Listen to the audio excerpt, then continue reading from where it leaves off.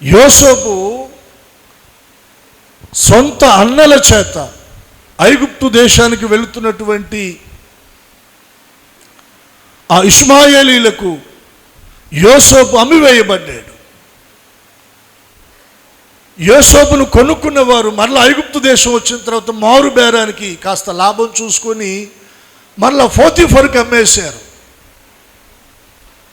సంతలో కొంతమంది పశువులను కొని మారు బేరానికి మరలా అమ్ముతారు చూడండి, లాభాన్ని చూసుకొని. యోసేపును అలా అమ్మేశారు. పోతీఫర్ ఇంట్లో యోసేపు పని చేసుకుంటూ బ్రతుకుతూ ఉన్నాడు. యోసేపుకు దేవుడు తోడై ఉన్న సంగతి ఆ పోతీఫరు గమనించాడు. యోసేపును ఎక్కడ పెడితే అక్కడ ఆ పని, ఆ ప్రదేశము అదంతా దీవెనగా మారిపోతూ ఉంది. యోసేపును పొలానికి పంపిస్తే ఆ సంవత్సరం పొలంలో పంట విస్తారంగా పండుతూ ఉంది. ఏదైనా ఒక వ్యాపారాన్ని అప్పగించి ఈ బాధ్యతలు నువ్వు చూసుకో అంటే ఆ సంవత్సరం వ్యాపారం విస్తారంగా దీవించబడుతూ ఉంది. పశువుల మీద నువ్వు కాస్త గమనిస్తూ వీటన్నిటిని చూడయ్యా అని యోసేపుకు పశువుల మందలను అప్పగిస్తే ఆ సంవత్సరం పశువుల మందలు విస్తరించబడతా ఉన్నాయి.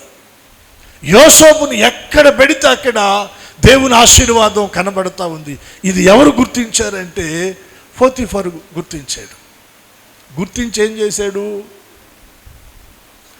తనకు కలిగినదంతా కూడా తీసుకొచ్చి యోసేపు చేతిలో పెట్టాడు. తన ఇంటి మీద ఒక ఉన్నతమైన ఆధిక్యతను యోసేపుకు పోతీఫర్ ఇచ్చాడు.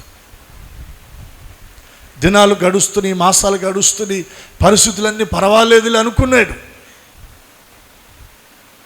సడన్గా పోతీఫర్ భార్య యోసేపు మీద కన్ను వేసి తనతో పాపము చేయమని యోసేపును బలవంతం చేస్తూ ఉండగా దేవుని భయాన్ని కలిగిన యోసేపు దానికి అంగీకరించకుండా నిరాకరించి తను పవిత్రంగా పరిశుద్ధంగా కాపాడుకుంటా వస్తూ ఉన్నాడు.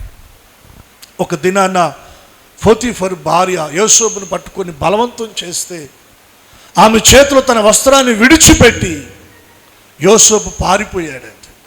పాపానికి దూరంగా పారిపోయాడు. కొద్ది సమయానికి పోతీఫర్ ఇంటికి వచ్చాడు. అతని భార్య యోసేపు మీద తన భర్త దగ్గర కంప్లైంట్ ఇచ్చింది.